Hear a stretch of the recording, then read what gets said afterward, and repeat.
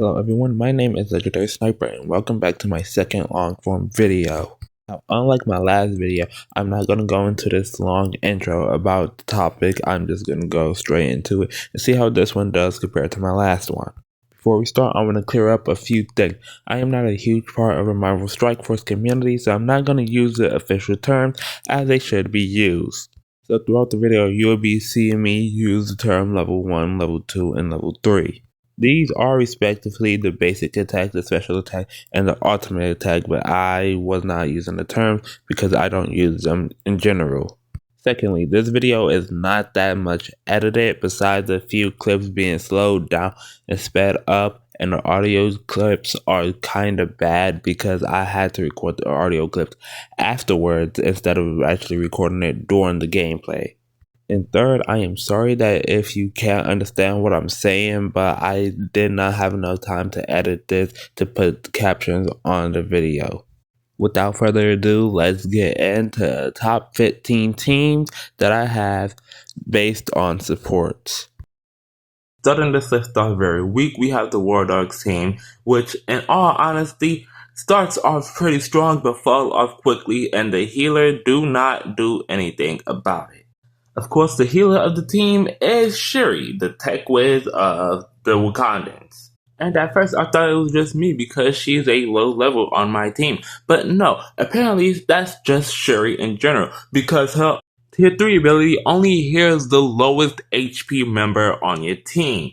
Meaning, if you have a very strong World War I Black Panther that is max HP but have taunt on him versus a very strong team and a very low normal Black Panther, she's only gonna heal the lowest Black Panther 4 times. That's it. And granted, it might be 20%, so you might be able to heal your World War I Black Panther, but and then only on her turn, she heals the lowest member team 10% again. That's why she's ranked the worst, which is surprising because I have some teams without support on it that ranked higher than this. Like my next one, it's not going to have the support on it. Up we have the Inhumans, which, as I said, have no supports on this team. The only reason it's this low because of Miss Marvel. Yes, the same Miss Marvel that is on the new Avengers team. Is it new? Young Avengers team. But back to what I was saying, this team would have been ranked number 15, but I just did not like Shuri that much because she is a support, yet she suck. Now, the reason this team is ranked second least because I got bamboozled by Miss Marvel. Right now, she plays the support because I put the healing iOS 8 on her, but still, she's gonna play the support of this team, and I hate that because I trusted her. She had an healing ability icon, yet she only healed herself. She was one of the first Inhuman characters I had. I only leveled up the team because I had her and I had everyone else. So I thought she was gonna heal everyone. No, she only heals herself, and that shit pissed me off. Granted, you're supposed to play this team with Karnak, but just to prove a point, I used her. Next up, we have the Marauders, whatever the fuck they're called, and the person representing them is Mr. Sinister. He is a great support character with being able to clone enemies and have them as allies, able to boost our martyrs, Emma Frost, and cloned allies, and his first ability does more damage for the more cloned allies you have. Along with him distributing buff against along mutants, able to still buff for Mystique. So if you have someone just boosting Mystique, you can have him take the abilities from Mystique and spread it all across the board. He has boost with Strife, and he's good. And Mandolin and Sabertooth are just there. They deal a decent amount of damage, and Sinister have combos with everyone on the team. He's a great support, but I have better teams with better supports, better heals. That's the only reason why he's low. Next on the list, we have Hero for Hire, which was one of my strongest teams before it fell off heavily. And this is another case like the Inhuman. It has no support, except this time it does actually have abilities that do heal and give buffs. No, it's not just one, it's three of them. Iron Fist Inner Peace, which clear all negative effects from himself and Heroes of Higher and heals them. Luke Cage Bring It On, which applied taunt to him for 2 turns and applied 2 regenerations to him and all Heroes for Hire allies. And Unbreakable would apply defense up to him and all Hero for Hire, add 2 deflect, 2 deathproof, and heals them. And grants 1 and 2 ability energy to random allies. Just for fun. But in all honesty, it does fall apart quick. You take out Iron Fist or Luke Cage and it just comes crumbling down, which is the only bad part about this team. Next up, we have the Fantastic Four, and their support is going to be represented by Sue Storm, aka Invisible Woman, aka the person who took a storm over Marvel rivals. Now, granted, she doesn't have any healing abilities or actual support ability, but she does give everyone barrier, and she does have the passes of attacking anyone who gets attacked with barrier. Now, that don't seem as good at first, but then you realize that 2 out of 3 of her ability applies barrier, and then you have the barrier iOS say that gives barrier to the person who has it every fucking turn. Now this can become good for some combos, or you could just have Sue Storm by herself giving everyone barrier 2 to 3 turns. Originally this was going to be higher on the list, but I had to knock it down a few points because Sue Storm is technically not a support character. While this being said, Fantastic Four is still one of my strongest teams because I just love the fuck out of Sue Storm and all the other Fantastic Four members because I love their battle style. Now we have the Young Avengers team, and as I said back on the Inhuman part, Miss Marvel gains more buffs and stuff with the Young Avengers team, but I added her as an Inhuman for the support class type. Now, because this team actually does have a healer, the healer representative is Squirrel Girl. While yes, she does have one support ability, her main support tactics come in once her teammates lose health.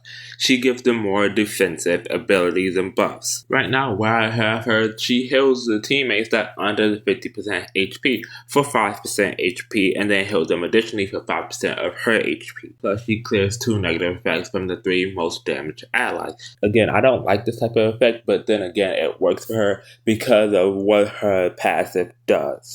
Her teammates gain a buff every time they lose 25% HP. Those buffs being at 75 HP, they gain to deflect. At 50% HP, they gain defense up. And at 25% HP, they gain 2 stacks of deathproof.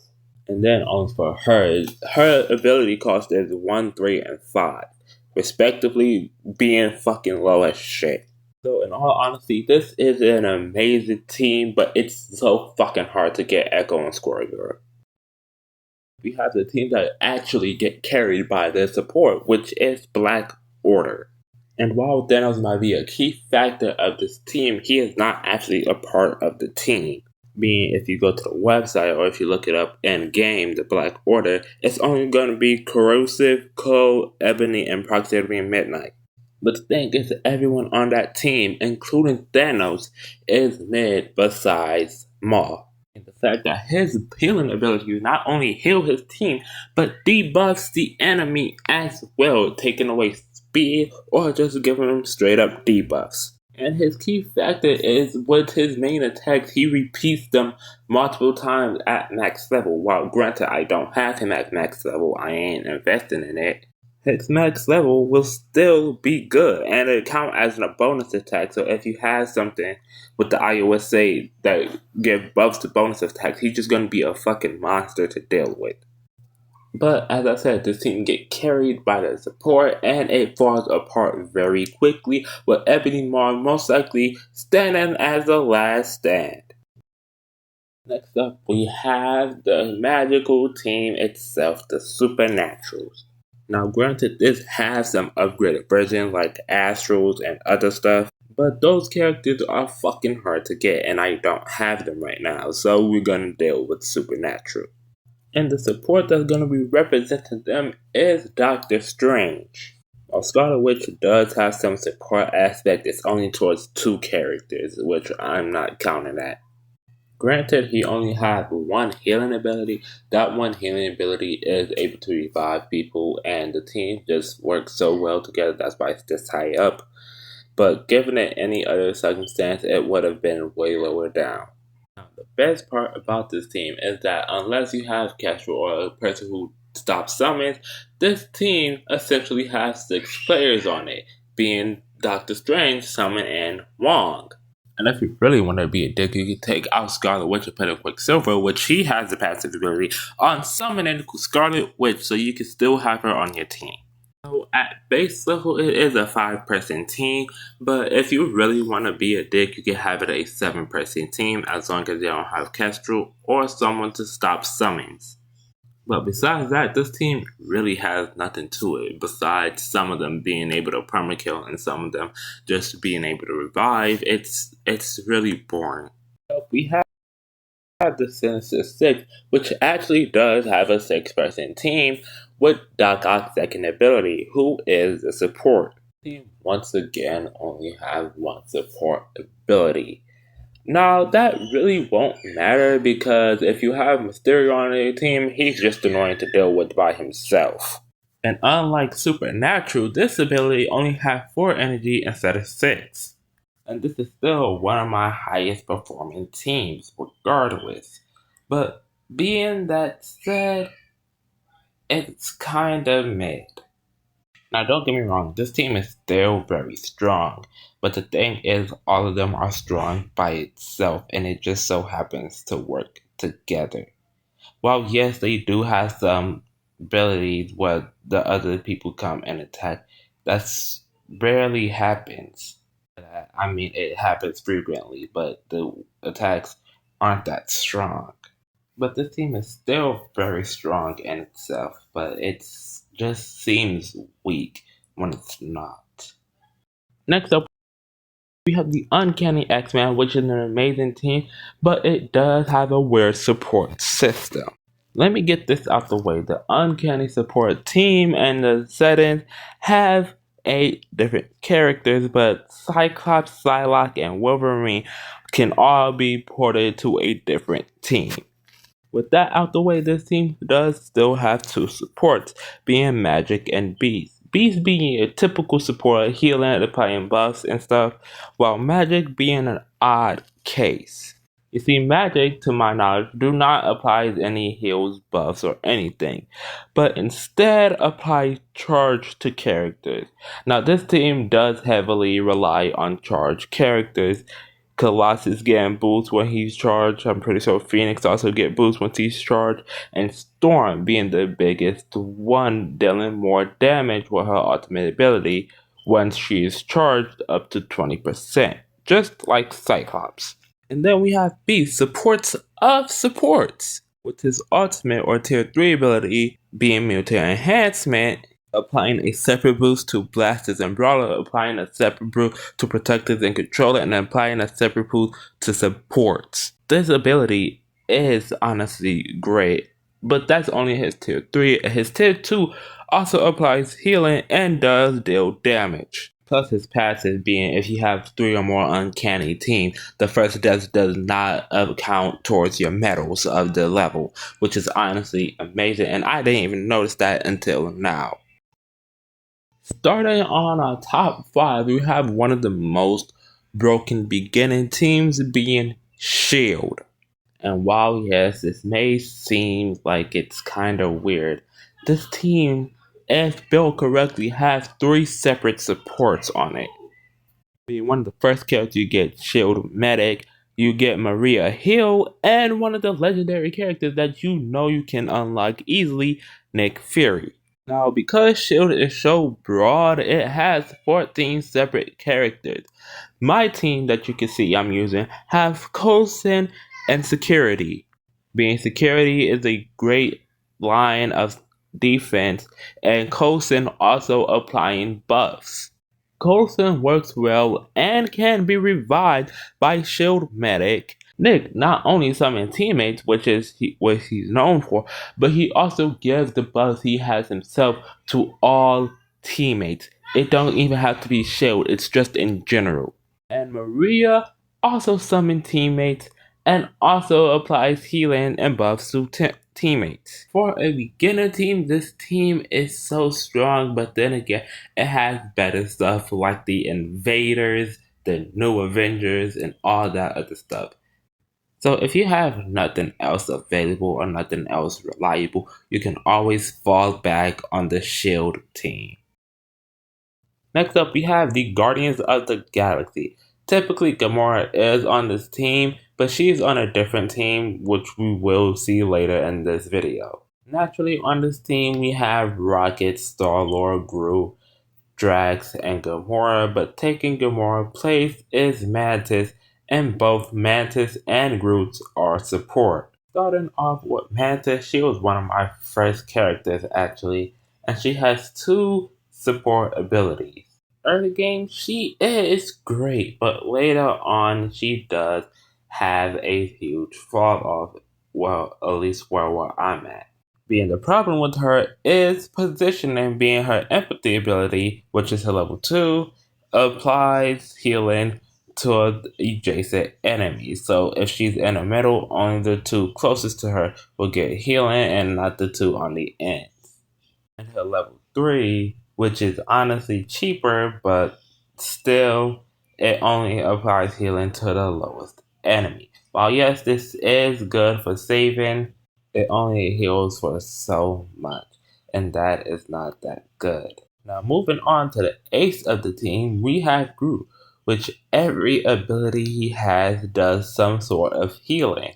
If you want to live long, getting a high level Groot is your key because his level 2 or his super applies death proof to all allies. Where I'm at with his level 1 applies regeneration to the lowest damage, lowest HP teammate, and his ultimate or level 3 clears 2 negatives from all allies, heals himself and all allies for 10% HP, give Rocket 1 ability energy, and just does more to star gems, which I recently figured out as a team. Once again, this is one of your early teams, but you kind of forget about it later on, unless you are using them to its absolute peak. Speaking of Gamora, this is the team she was on, being the Affinity Watchers, which have two separate supports, being Adam Warlock and Moondragon. Starting off with Moondragon, she does great damage and even better support, being able to clear all enemy buffs with one move. All of her moves does hella damage, and two of them healing, with the weaker one applying defense up, deflect, and immunity. Now, just like Strange, she is also on the Astro team, but those are the only two characters I have on that team, so we're not going to talk about that anymore. The other support being Adam Warlock, which is like your support trying to play DPS. Yes, he's good at it, but he really needs to be back healing. And sadly, the only healing he does is with his passive, which also removes regeneration from the enemy team, so it kinda even out. But besides that, the only thing he do is apply Safeguard, which honestly is kind of good, but then again, it's just Safeguard, which don't do that much. Now, don't come for me. I'm not the type of person to play this game really competitively. I play it casually and don't really pay attention to all the stuff and details. That's why I'm using a website to figure out other shit that I didn't know. But besides that, this team is good, not because of the synergy, but because of the constant attack of barrage that each attack does. Nebula and Gamora constantly tag team people. Pharrell and Moondragon constantly tag team people, and it's just that repeatedly. That's why it's so good, but it don't have that good of support. Next up, we have Rescue. She carried me so hard from the 40s to the 70s, and she's still going strong. Actually, she's my highest rated legend. Now, being the fact that this is number 2, I have a special team for number 1. Now, I'm gonna try to ignore all the bias I have for this team, but then again, it's gonna be pretty hard, being that this team is number 2. Now with that out the way, let's talk about her support ability. Once she spawns in, she starts off with her base ability and her level 2 ability already ready to go. And being the fact that her level 1 don't have any support aspects to it, we're gonna skip over to her level 2. She's still 5% HP from the enemy team and times it by 500% and give it out to her team equally. Now for Pegasus, this ability bypasses heal block. And then she just get 50% barrier of that her max HP to all teammates and then apply 2 regeneration to all teammates and apply death proof and deflect to Pegasus allies. I recently figured out that her firewall ability, aka her level 3, revives a dead Pegasus ally with 60% HP. I never knew that because I never had to use it. It also could be the fact that I recently got all of her stuff up to level 7. But besides that, she heals herself and all Pegasus allies for 25% and apply offense up for 2 turns to her power armor, which is the other team and Pegasus, and apply immunity to herself and allies, and apply speed up to herself and Pegasus allies. You know, I'm not even going to get onto her passive, because that's just overkill. She's great and by herself, and she's even better with Pegasus. That's why I placed her team at number 2. Time to get onto my team with the best support, which is the Symbiote team. Not Hive Mind, not anything else, basic Symbiote team. Now, it's pretty odd of me saying that, being the fact that I have 2 or 3 Hive Mind teammates on my team at all times. But ignoring that, the support of this team is Anti-Venom, which all of his ability does healing just like Groot's.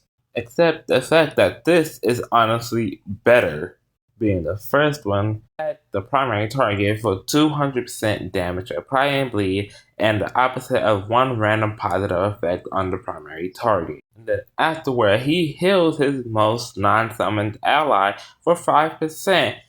And clears heal block. And the best part about this attack is that it can't be dodged. Meaning blindness and evasion don't work for this.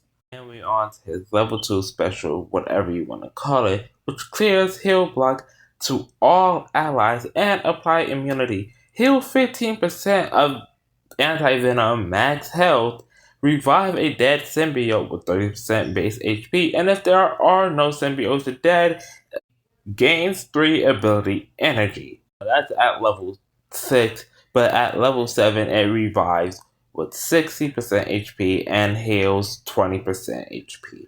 For his ultimate on level 3, he has a 70% chance of gaining the opposite of all negative effects, excluding bleed, on the primary target and attack the primary target for 210% damage and drains 50%. He gains regeneration and spread 2 random and positive effects from himself to all allies. Then on his turn, he just clears 1 negative effect from the most injured ally.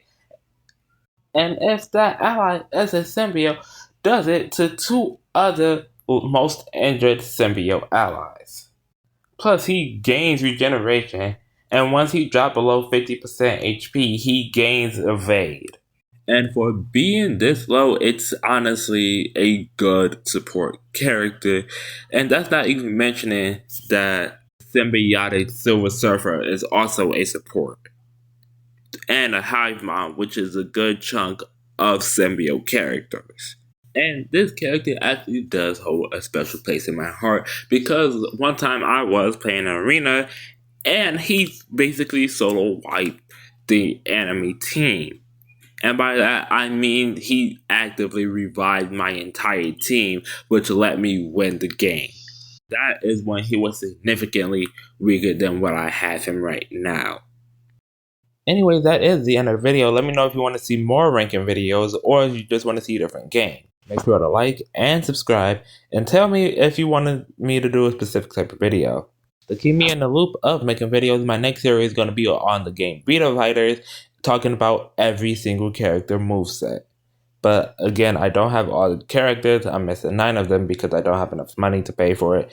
But I will be able to have all the characters by the end of the series. With all that being said, goodbye and have a great day.